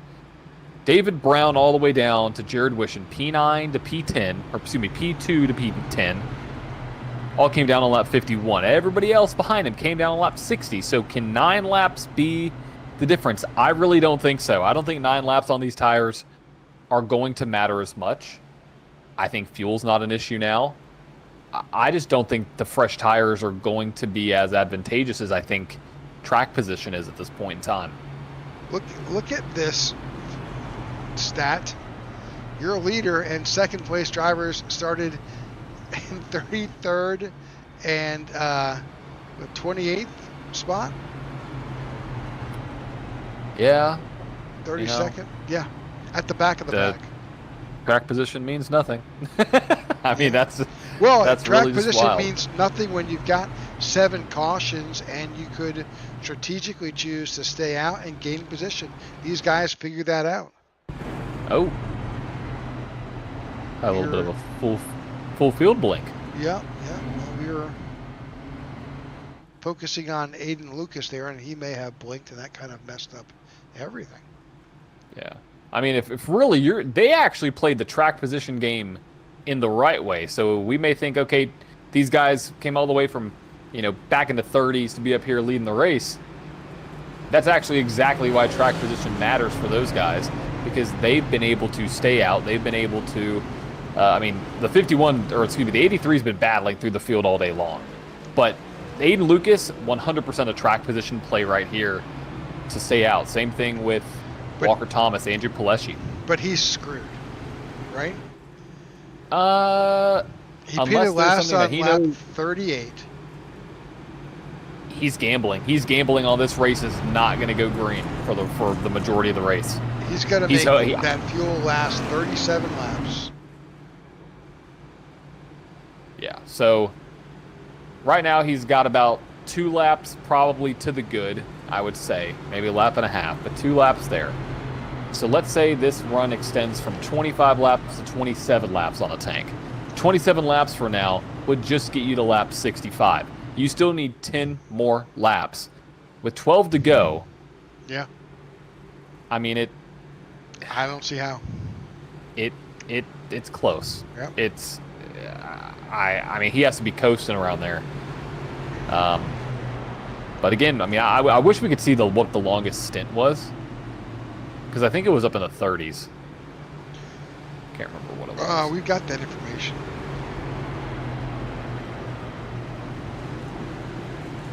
He went 13 laps in the first one, 25 in the second one. He's 25 now.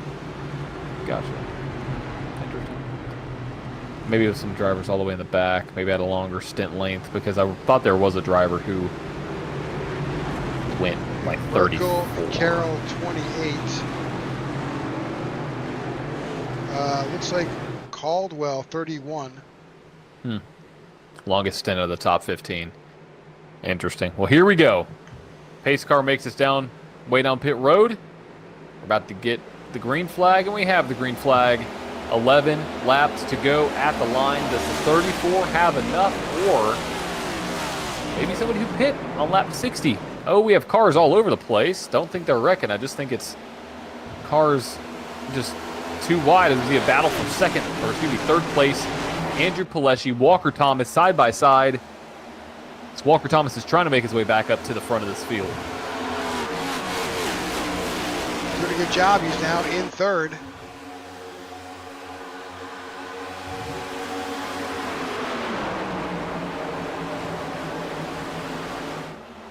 Entering the picture is Jordan Weaver there up to 5th. Kyle Smalley, status quo there, started 6th and 6th.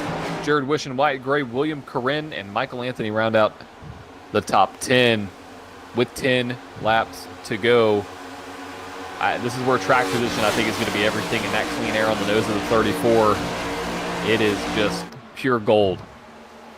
83 of David Brown trying to reel in the 34. Can the 34 make it? Does he have enough fuel to make it around? We'll see.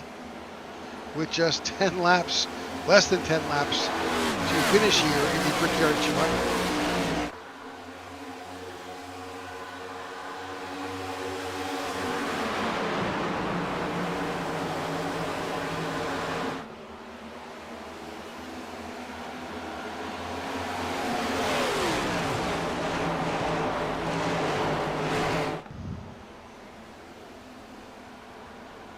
Yeah, it'd be great if we had access to fuel pressure.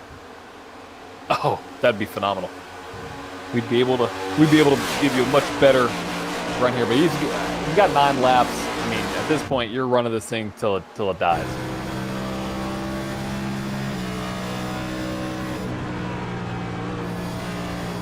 I see if he's doing anything to be more conservative. 9 laps to go.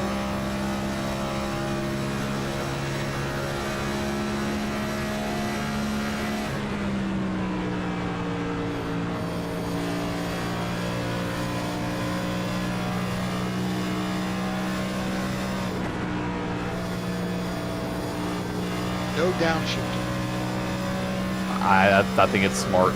I really think it's smart because you don't want to put more strain on the fuel by switching gears.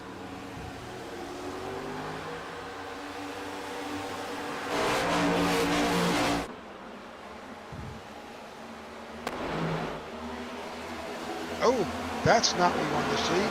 83. No, not at all. Slammed to that outside retaining wall. Not sure if he did any major damage to that 83, but that car, that was a hard hit. Yeah, it was. Tough hit there.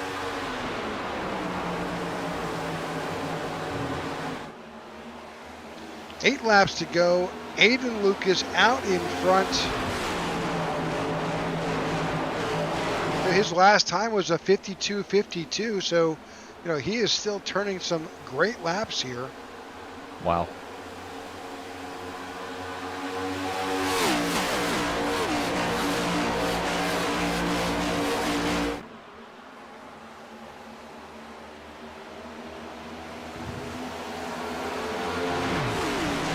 Fastest lap of the race still held by Walker Thomas in the 1 with a 52.11 one lap.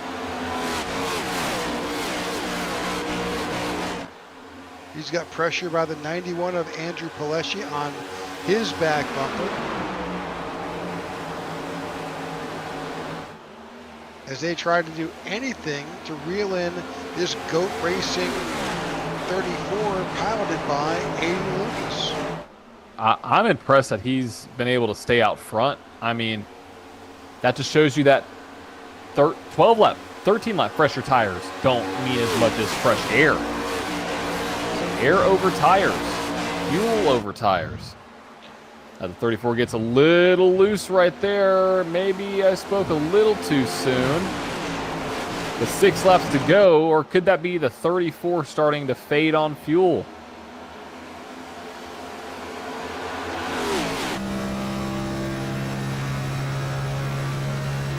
On a little bit of 34, we'll see if, oh, he's trying to save fuel. He's turning off his engine. That is the most risky. He's trying to, That's going to be, I don't see how he can do that, John. He's trying to. How do you get 6 laps at Indy? It's not like it's a quarter mile. No, I mean he's trying to double dip here. I mean I don't know how he's going to be able to do this. He would not be able to hold off the 83. But I say that, but he's just done a whole lap doing it. Right, for 5. He's got 5 laps to do it. Can he go 37 laps? That is going to be a monster number. Monster number. It's all he's got. He doesn't have another option. He's made his bed. Yes. It's going to be interesting to see because that 1's there, the 91's there. I mean, Aiden Lucas out here putting on a heck of a show here. Coming to 5 laps to go. 1's a little loose right here. 91 got him loose. Yeah, he actually touched on the apron down there. There's a little bit of a rumble strip right there. He caught that and almost looped the car. You got just about 4 laps to go. Aiden, if he can get this done, that'd be amazing. I mean, he's had to have been saving fuel this whole time, right? I mean, it didn't appear when we went on board with him earlier if he was cutting off that car in the turns like he was doing, but that has allowed the number 1 of Walker Thomas to get up under the 83 and take over that second place position. 83 got a little loose. I don't think that he's going to be too happy with the 1 there. Well, the 83 was kind of letting the 34, turn off his car. He backed off a little bit, but I don't think the 1 really cared. No, 3 laps to go, and the pressure wasn't on before. It's going to be on now. That 1 car is on the back doorstep of the 34, trying to get him loose because due to the air, trying to take the downforce off the back of that 34 car by getting really close. The one issue you have with doing that, 1, you could push up to the wall, get tight, and you could burn up your tires because you're sliding the front end. What does the 1 do here to the 34? May have a pass. I don't know if you saw that. May go to the inside. Sorry, didn't mean to do that. It looked like he was going to the inside there, Rick, going to the 3, but still holds it now. Coming into turn 4. Oh, the 1 has a run. Oh, super loose. You saw him jerk the wheel. Here we go. Here's a side-by-side run. 83's going by, too. 1 makes the pass. 83 goes by, takes over second. Andrew Pileshi gets back, gets by as well. I think we have a car blinking. I think it was Jordan Weaver. As the 1 is trying to do everything to break the toe. If the 91 or the 83 are smart here, I think they should work together, try to draft, and get back up to the 1. Just don't 2 follow laps the 1. To go. Oh, 83 out of fuel? That was a big stutter into 4 or into 3. There's no way. He pitted last lap on 51. He must have had a really bad turn 3 right there. Here we go. Aiden Lucas on pit road. He was 1 lap short. Final lap here at Indianapolis. And the 1 of Walker Thomas.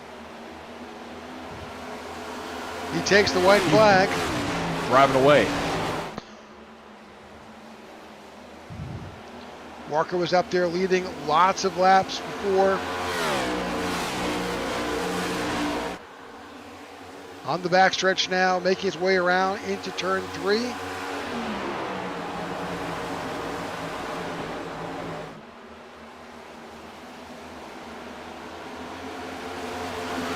Into 4, here we go. Walker Thomas take the checkered flag and win the Brickyard 200.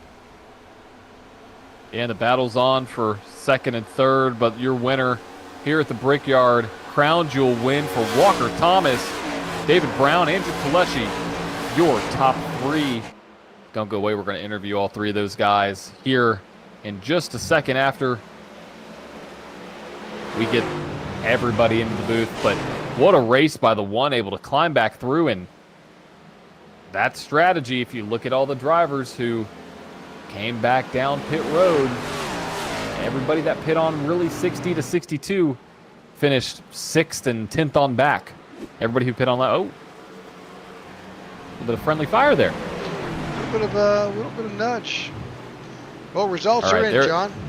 Yep, let's do it. Here's tonight's results from the Brickyard 200, brought to you by the IWM Broadcast Network for the Tech4Troops Cup Series. Walker Thomas wins the race. David Brown in 2nd. Andrew Pileshi in 3rd. Jordan Weaver in 4th. Kyle Smalley finishes in 5th with Wyatt Gray in 6th. Jared Wishin in 7th. William Corinne in 8th. Nathan Carroll in 9th. And Michael Anthony in P10. In 11th, Ty Bostic. 12th is Zach Lindgren. Garrett Johnson in 13th. Justin Lewis in 14th. Greg Stone in 15th. Todd Merkel in 16th. Alex Laney is in 17th. Sammy Harrell in 18th. Matthew Wood in 19th. And Matthew Greichen is in 20th. Aaron Jackson finishes in the 21st position with Chuck Van Scoik finishing in 22nd. 23rd goes to Marco Berube with Christoph Hall finishing in 24th. 25th goes to Aiden Lucas with Phil Van Ortwick finishing in 26th. Nathan Yarnell finishes 27th with Maxwell Caldwell in 28th. John Ledger in 29th and Cody Sturgill in 30th. In 31st, you got Justin Horton. 32nd, Luke Bullard. Zach Allen in 33rd. David Watts, 34th. And 35th was Ryan D. Cook. All right, looking at Walker Thomas celebrating his victory here at the Brickyard 200. what a race and what a win. Yeah, absolutely. Phenomenal job.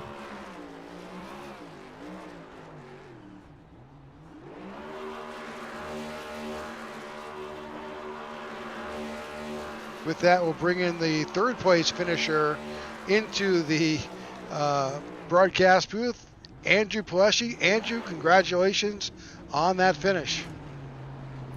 Thank you. Hang on, I gotta get my headset back.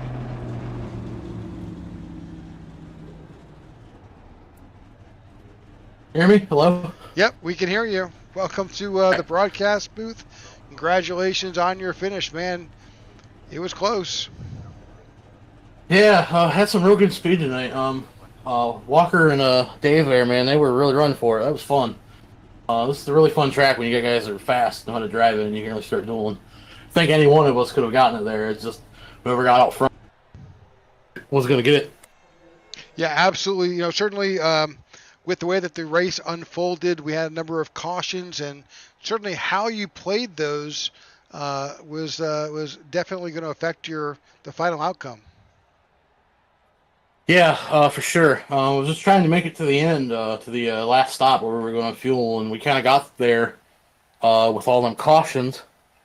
And the way I thought of it, from where I was sitting, we had an opportunity to short pit the field, but I didn't quite get to do that because we got beaten to it. But we pit as soon as the window opened, and that was really nice. And I was hoping to run it out there in that last yellow. I made a mistake last week of pitting. And I told myself that didn't work well. It didn't work out too well last week. And I was like, well, I'm not doing it again this week. And so I stayed out and worked out a lot better. So yep, it sure did. We know that Aiden Lucas came up one lap short and wound up having to go in to the pits. But, you know, a lot of gambling out there tonight. Yeah, for sure. This was a really fun race, especially once we got the cautions all sorted out. This is a really good track once everybody kind of gets in line and starts to calm down a little bit. It's a real good driver's track. Well, excellent. Again, congratulations. Any shout-outs tonight? Yeah, you guys up in the booth, you guys do a great job. I love watching these back every week. My team, Justin Lewis, Maxwell Caldwell, Todd Merkel, those guys. Elliot's putting it on, and I guess I'll be the guy that says, rest in peace, Ozzy Osbourne. So, yeah, that's pretty much it. All right. Well, congratulations, Andrew, on your finish. With that, we'll bring in Dave Brown to the broadcast booth. David, congratulations on your second place finish, man. We kind of figured you had a strategy going in this race. Yeah, I was constantly just thinking about watching the fuel numbers, and it's so hard to pass here on the racetrack that it's just so much easier to do it if you can beat them in the pits, which was how I was setting things up at the end there. And late race caution just kind of threw a wrench in all that, especially with the 34 car staying out. The dirty air was just so tight. I couldn't build a run on him. And then finally Walker was able to get to my left rear and get me loose. And that was about all I had at that point. So I thought I could have been mistaken, but I thought you did a 2-tire stop at one point. Yeah, on the green flag stop with like 52 to go, I was about 3 seconds back of the leaders, and so I did 2 tires. It seems to work out all right with this current model that we got, and also like as soon as I got some clean air was worth easily 0.3 a lap. So it meant I would be going 0.3 faster, and they would be going 0.3 slower.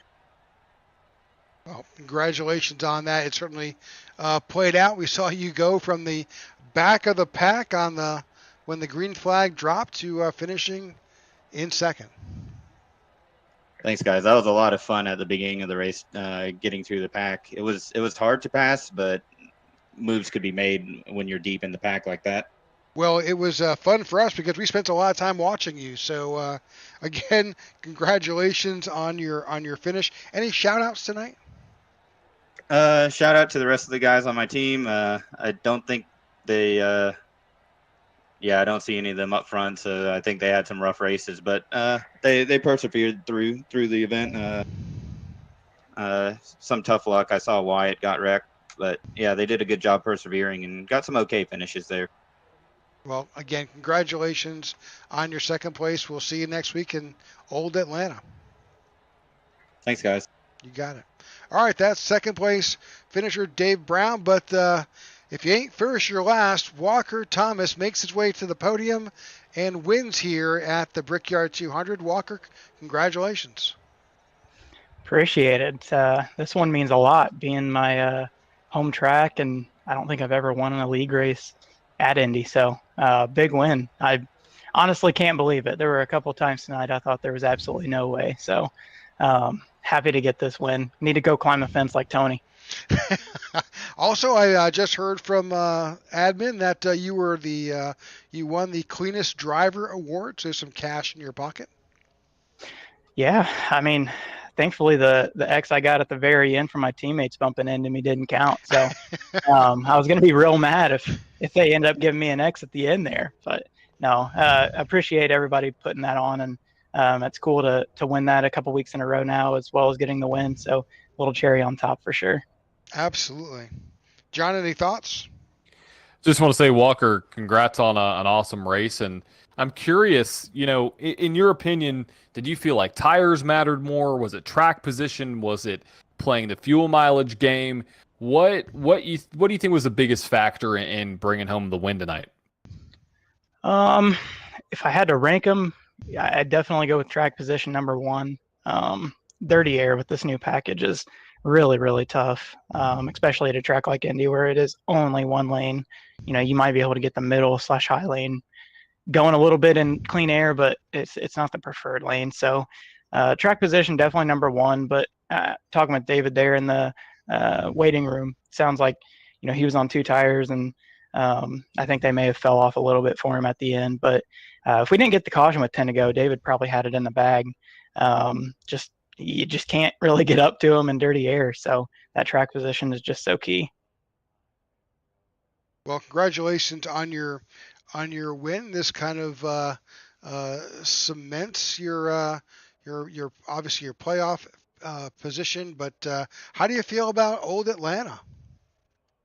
Yeah, excited, especially with dirty air being a major thing. I think you're going to see us using the wall down to the line.